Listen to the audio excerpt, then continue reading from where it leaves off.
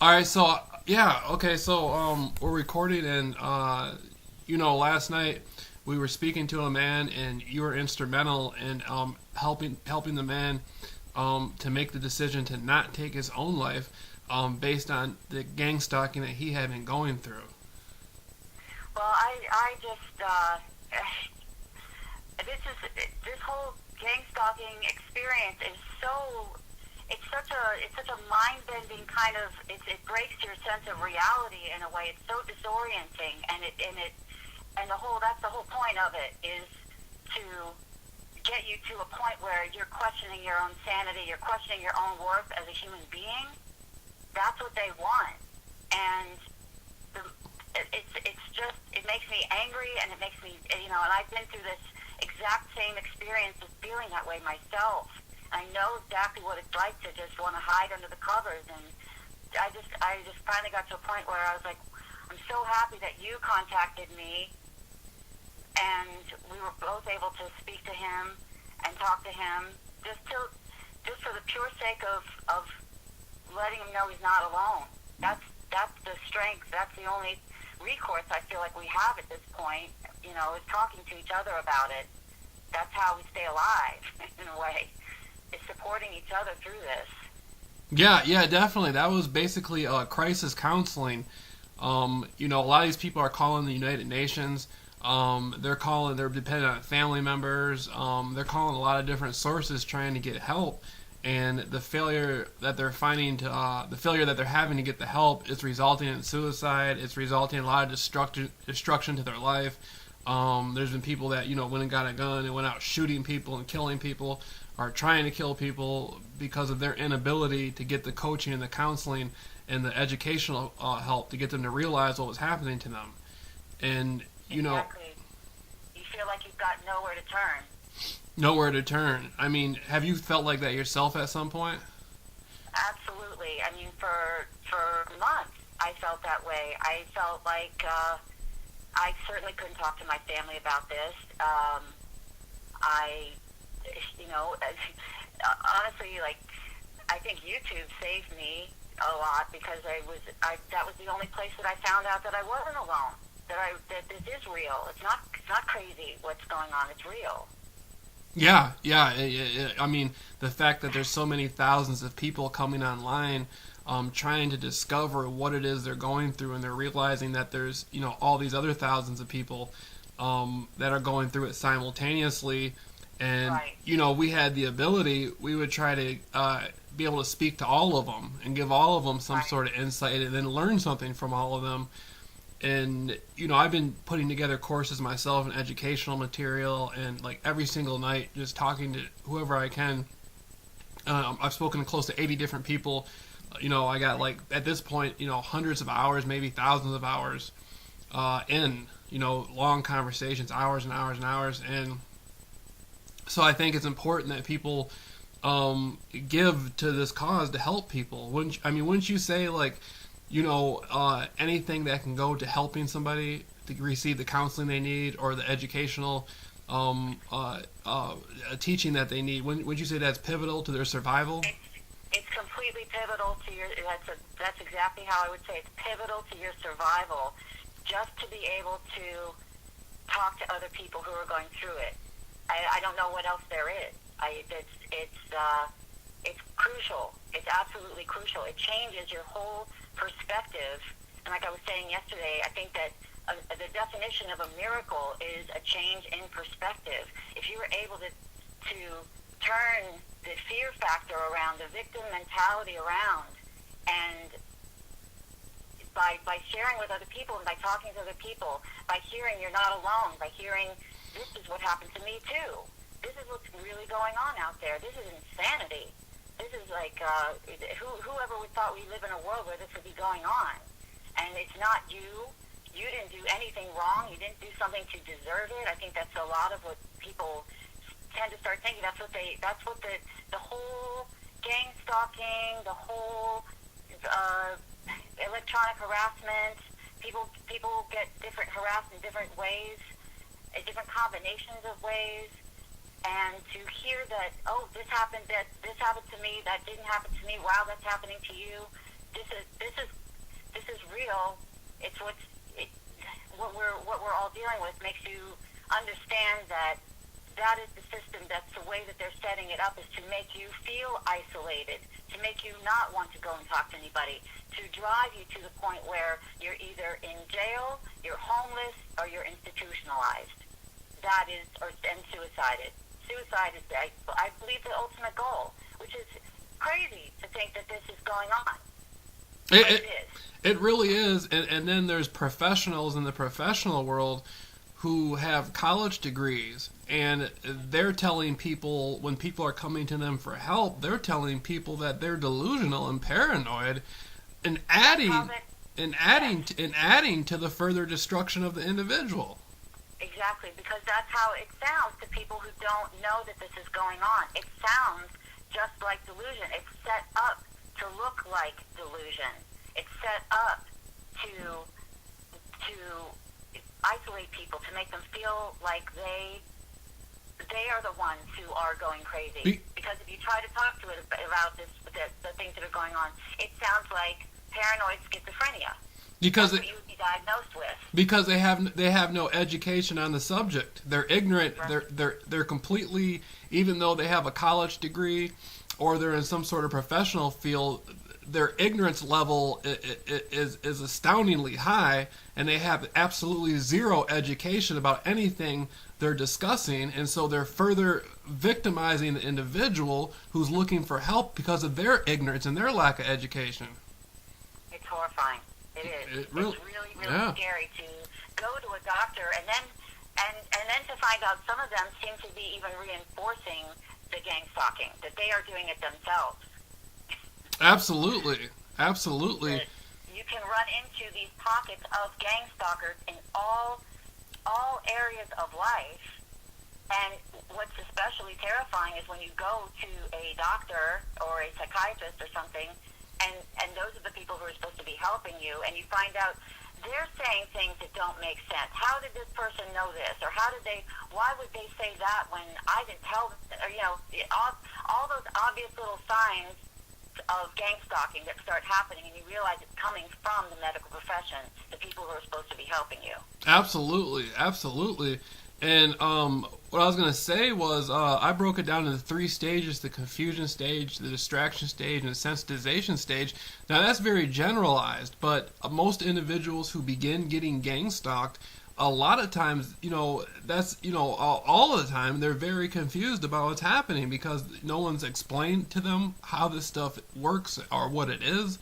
And so they're just very confused about it. Yeah. Would you agree? Absolutely. I like the way you broke it down into stages, because that's like the human psyche tends to do that with everything. Tends to do that with grief, mourning, something. They talk about the stages of grief: anger, denial, bargaining, depression, and acceptance. And maybe I finally got to the acceptance stage. I don't know, but it absolutely, the way you broke that down is right on. It's very astute. And I have a hard time visualizing how somebody who is in the medical profession, who spent years attaining a degree, can sit there and look at individuals all over the world who are saying the exact same thing. I've spoken to people in China, in Africa, and these people are coming from an Eastern philosophy, an Eastern way of thinking. Their culture and their interpretation on the world is completely opposite of how the West raises people. Right, absolutely. And so this is a mass paranoia or delusion. It would be interpreted far differently through a completely different culture with the Eastern philosophy. It would be nothing like, to say that there's a delusional paranoia that is exactly the same for all these individuals around the planet, with none of us even meeting each other and talking to each other, defies the medical field itself. It doesn't make any sense. You would have to be delusional yourself to think something like that. I think they just don't have the information. I honestly think that I've read about the statistics of people who are suffering from anxiety and depression right now is at an all-time high. College kids are going in like like to their counselors. Just everybody's like looking for help. People are getting addicted to drugs like crazy. Like it's just it really is not. I think it's an overarching theme that's going on right now, and it could be contributed to a lot of different things. But when you're talking about the gang stalking, it's like that is a specific aspect of what is making everyone feel so anxious everywhere right now. But I like the way that you said it's cross-cultural.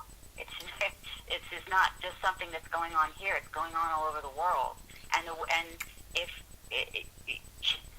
you can't, like you said, you can't compare somebody who has a completely different. People in the East have a completely different paradigm of themselves in society and all kinds of things than we do here in the West. And so how is it like how is it that they're seeing it the same way? Right. Yeah. Right. I guess I'm not sure if I said that very clearly, but yeah, it defies logic. That's one of the first things I noticed was it's happening in every area of the world. There was a man in Africa who emailed me, and he had to leave his area. He lived in the jungle, and he had to go 30 miles. He had to go 30 miles to an area where he can find computer access, and he started discovering what gang stalking was.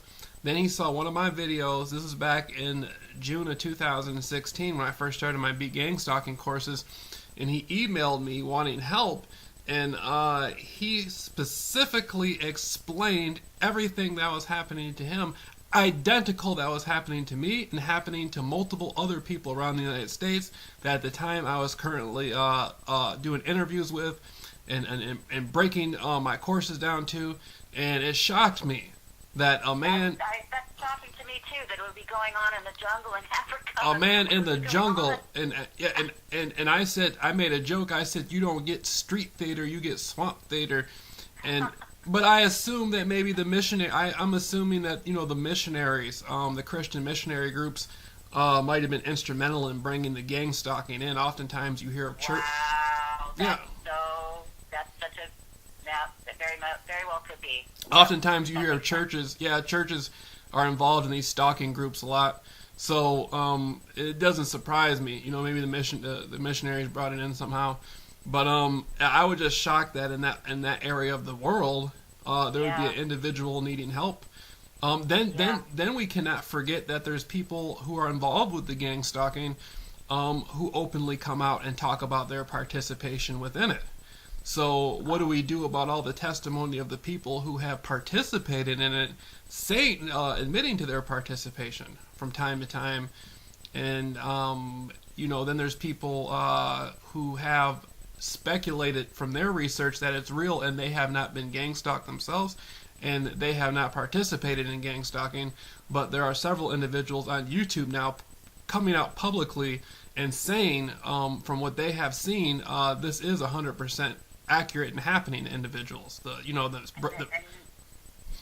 even, they haven't even experienced it themselves, but they are aware of it. They're aware of it. They're aware. Wow, that's amazing. They're analyzing the YouTube videos and seeing all these cars, and a lot of people speculate and say, well, a lot of cars, the headlights come on automatically, but, I recorded multiple cars following me with their brights on. A lot of these cars are like from the 80s and the 90s, and they're not designed to have the high beams on or fog lights on or brights on.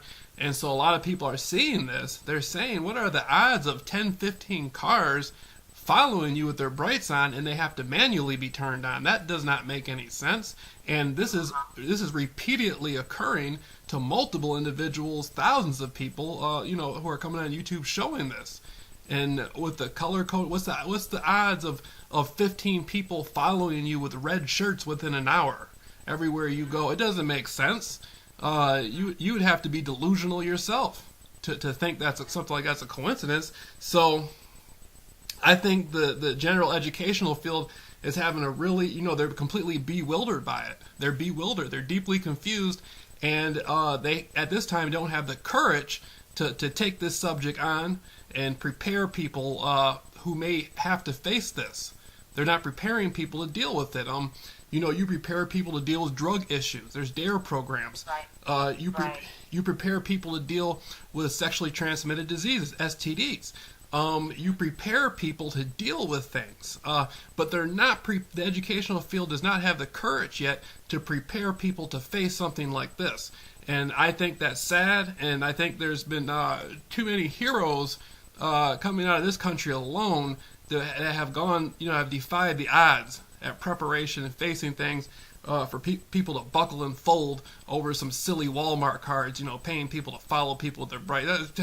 That kind of silly. Now, you can face Adolf Hitler on the field of battle and face the communists and face the kamikazes and all that. Why can't you face some silly Walmart cards and red shirt? It doesn't make any sense. So people have to start stepping up and getting involved with the education. That should be mandatory. Well, I think you're instrumental. I think that you are instrumental in this because I think that the way you break this down in a very logical way, you're very clear cut, very very well spoken about it. You're not. I think that the more people like you that are out there doing this, and I think that I think I gravitate. The minute I found your video, I commented, wanted to call, wanted to support you in any way that I could because I feel like you've got this powerful way of delivering this message that people are going to start listening. I think it's just going to be a matter of time of more people like you coming forward, people like us talking to each other about it. I think this counseling program that you're doing is life-saving. It's life-saving. Right. Well, we have to do it because you cannot promise somebody that they have the fair opportunity at being anything they want to be. If somebody wants to become a doctor or a firefighter or a banker or a judge or a police officer or whatever they want to do with their life, if they want to become an activist to save the rainforest, they want to become a musician, an actor, you cannot promise them that they have an equal opportunity to achieve these things if they do not have the intellectual and educational awareness of what gang stalking is. If you cannot prepare them to face that, technology is doing 90% of this. This is networked through technology, through Google Map apps and Facebooks and stuff, and so it's a very well technocratic type of orchestration. It's pragmatic, technocratic.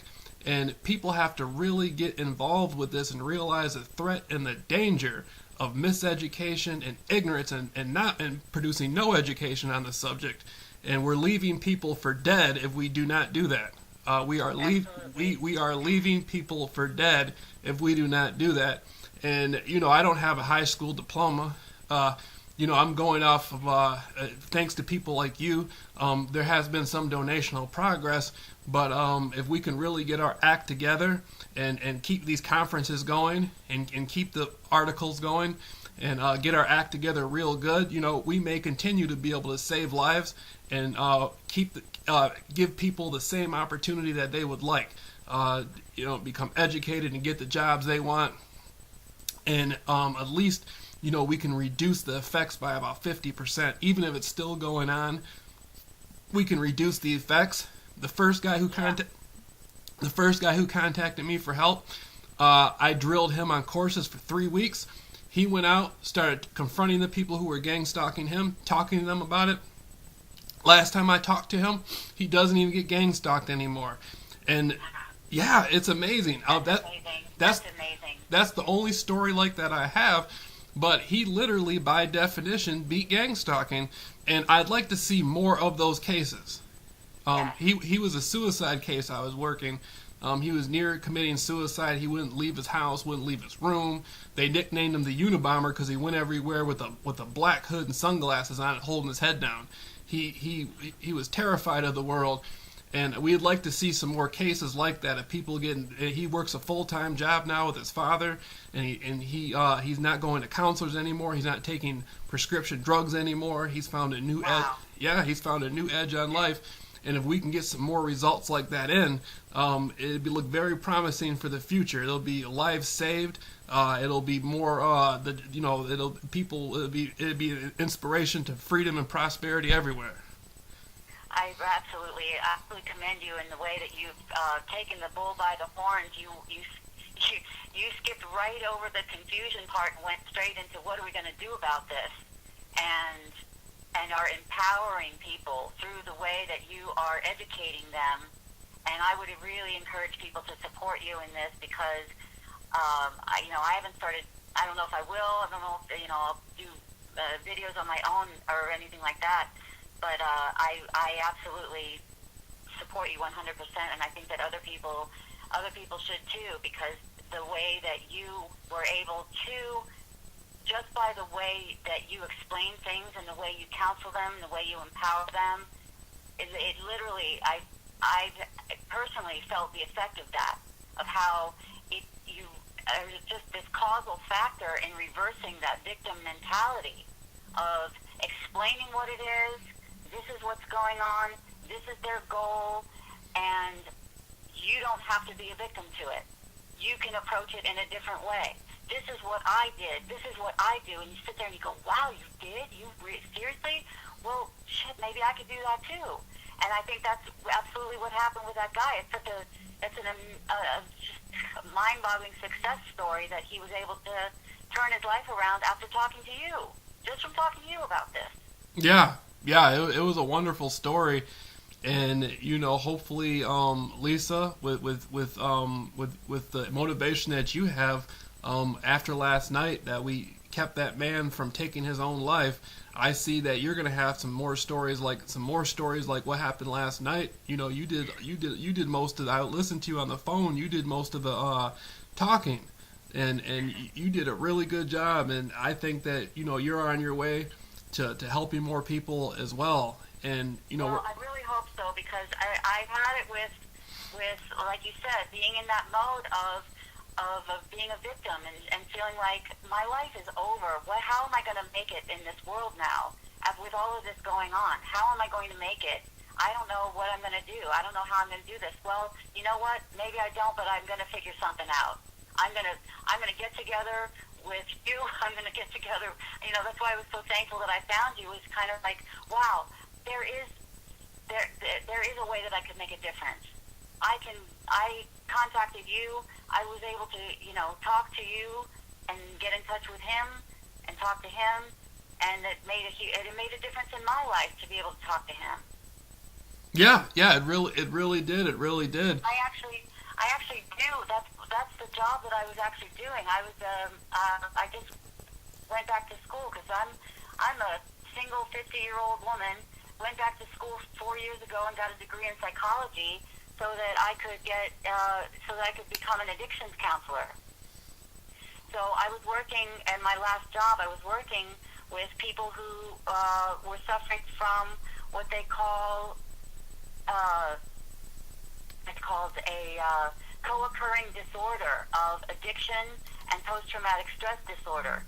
People who turn to drugs to self-medicate for the symptoms of PTSD, which are horrifying, and how difficult it is to try to get your life back together when that's what you're dealing with. And gang stalking is specifically designed to to put you in a constant state of survival mode, of the fight or flight response. So you're in post-traumatic stress disorder.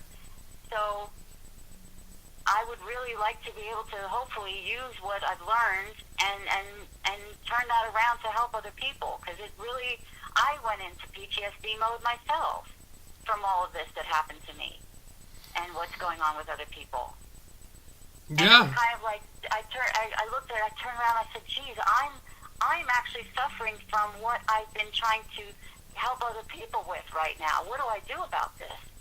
And like you said, you reach out, you ask for help, you get together with other people. That's how you get through this. That's how you get through it. Yeah, that's how you get through it. It's amazing that, last night you really put that psychology to work with the man we were talking to. And, you have a degree in psychology, and you completely get where I'm coming from with the 3 stages. And, that's wonderful to have. It's wonderful to have a real psychologist, on the line to go along with this. And if people out there would just donate, and me and you, we can put together some better programming for people with your psychology degree, your experience. Some of the things that I've picked up along the way, we can really put some good programming together for people and save some lives if people are willing to donate $100 a week or $200 a week or whatever they're willing to do. We perhaps maybe me and you can have a place for people to come to in person. If they were willing to donate a really good amount of money a week or a month, we can have ourselves, some sort of housing for people, and they can come there and get the psychology they need.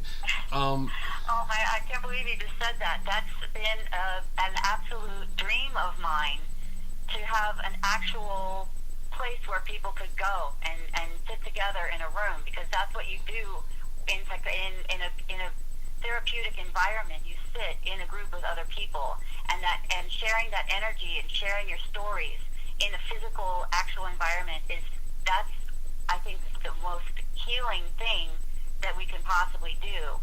And I would love to be able to start to do something like that. I don't know. At this point, I'm not even working. I had to leave my job because of the gang stalking that was going on. The panic attacks that I was experiencing were really bad for a long period of time. And I took some time off. I actually went and got on briefly on disability so that I would have enough. I had to move in with family. I had to get briefly on disability just to be able to survive.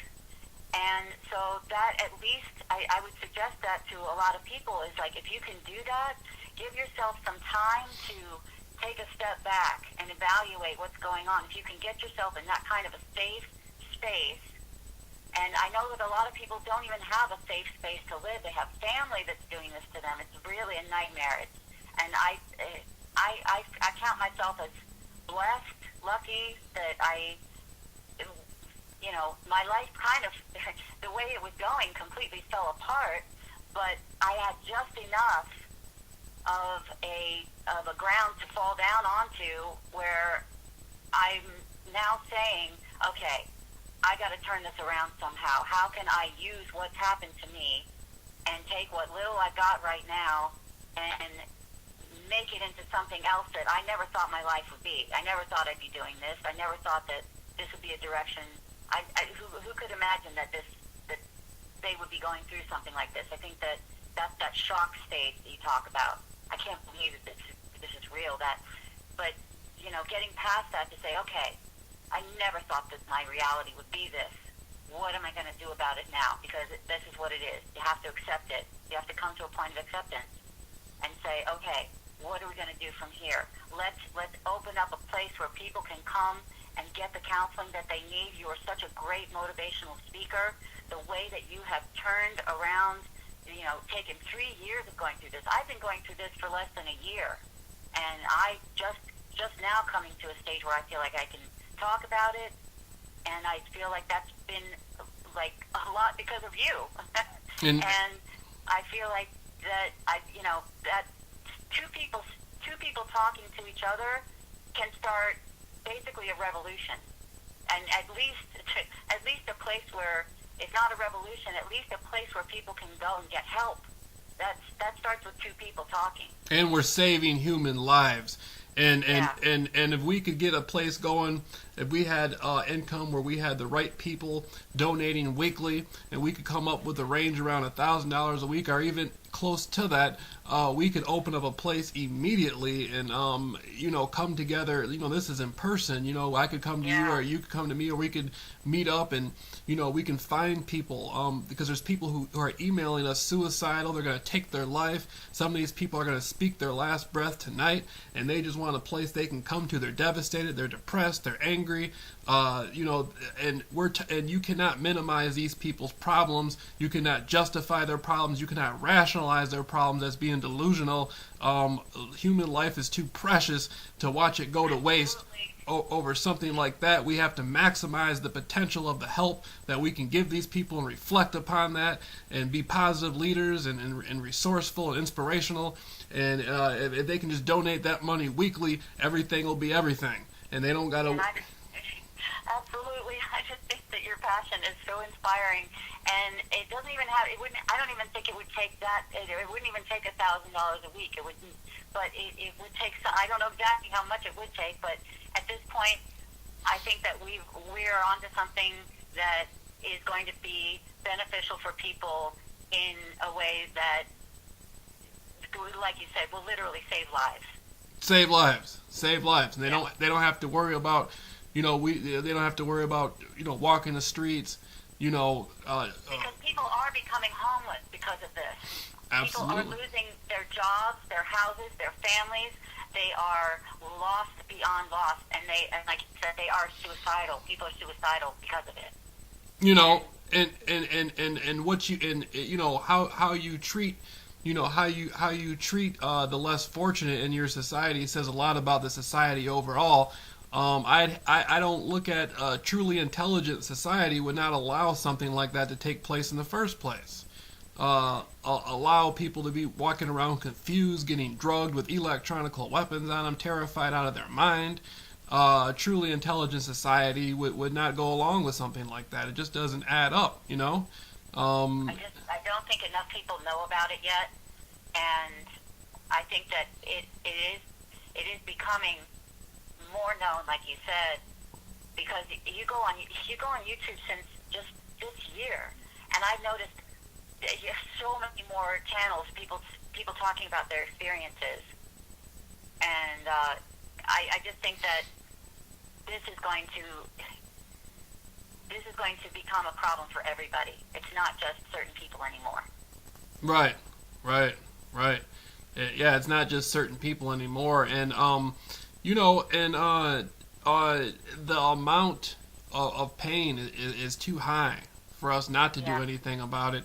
And I really truly believe that there are some good people out there who are going to end up hearing this interview and wanting to take that first step forward, and maybe wanting to talk to both of us on the phone so we can explain to them. Absolutely, just call up and if you just start with a conference call. I know they have those out there, but I really would like to have one with you. I really would like to get a conference call going where we could just talk to people like we did to that guy last night. Right. Listen, I want to hear what happened to you. Tell me what your story is.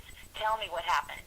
And then we can talk about all the things that we know about that are going on. Maybe connect you with other people on YouTube that have other information about it, and just sharing information about it and supporting people and just letting them know that they're not crazy. They're not alone. This is a tactical agenda that has very specific parts to it that are driving people to this point. It's systematic. It's a system that is being used, and it's not your fault. It's not you. That's the bottom line. And people need help. People need to hear that. And this is something for the people who have no idea the pain that the people are going through that are being systematically gang stalked. For them to step forward and want to participate in the education, which is the foundation, to any area of civilization, the education is the foundation of its people. And if they can step forward and just donate, $100 or $500 or $1,000, that'll go straight to crisis counseling, and they will be a building block and saving human lives. And I would really like to start a hotline. I mean, I think that you and I could do that. Like starting today. We already did it yesterday. We could do it, every day, something like that. Have a conference call going every day. Every day, every single day.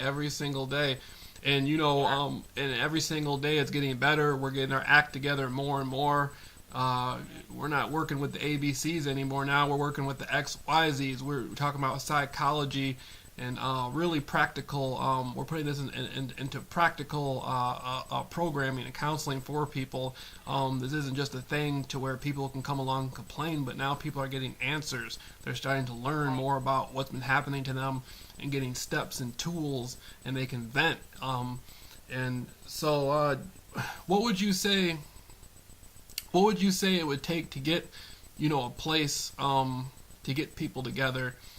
Say, if we had a few people out there, say we had 4 or 5 people out there, just donate a couple $100, weekly. I mean, we could probably put together 24/7 conferencing, and get That would be great. and build a place, within a couple of weeks to have people come, and like you said, get the psychological benefits they need, and it's just there's no limit to the help people can be getting right now. Yeah, this is something that it's just at the very beginning stages, and I think it could go into places that we're not even aware of yet that would really make a difference for people, that would really save people's lives. Right. People really need this help. They really do. Right. And this is something that's going to affect all people, because if something like this is allowed to go on, you never know what it can mutate into, and there's more and more people getting gang stalked. So it's essential that we come up with a remedy as soon as possible, and we're looking in the next 10 years. What's the quote about when evil happens from good men standing by and doing nothing? Doing nothing. Yeah. Doing nothing, yeah, we got to do something. Right. I don't know exactly how it's going to look, but it's got to be something. Doing something. Anything can make a difference. Right. What you're doing makes a huge difference.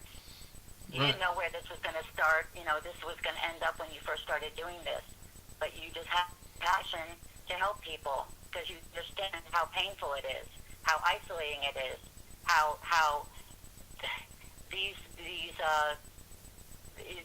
it's so, the way it's designed to make you think that the thoughts you're having, these thoughts that they're implanting in your head are your own. And it sounds insane to say that, but it's what was really going on, that people need to hear that. Oh, this is not my thought. I can turn this thought around. I don't have to think this anymore. I don't have to react to these crazy clowns all walking down the street dressed in red shirts. I don't have to react to them with fear anymore because I know what's going on. I know what they're doing.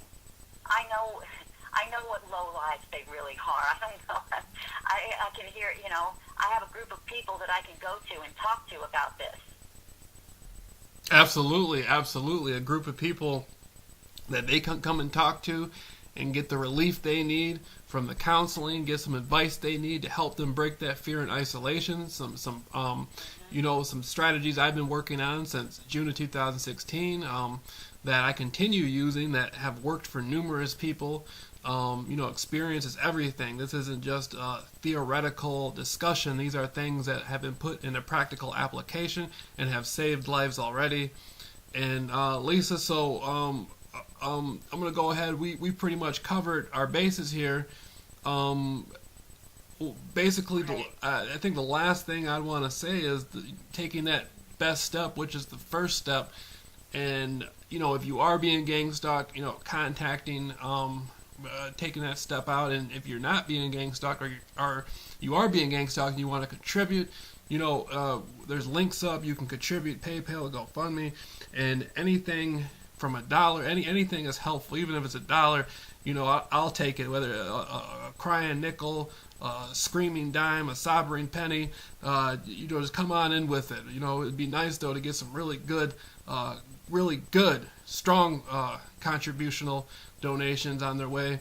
And so, is there anything you'd like to add? And call up, and if you need help, if you want to talk, if you're one of these people that needs the help, please contact us, contact Jamil, put your phone number up there and send an email, and we'll call you. We'll talk to you. Right. Absolutely. So I'm going to go ahead and end the interview for now. We'll be back.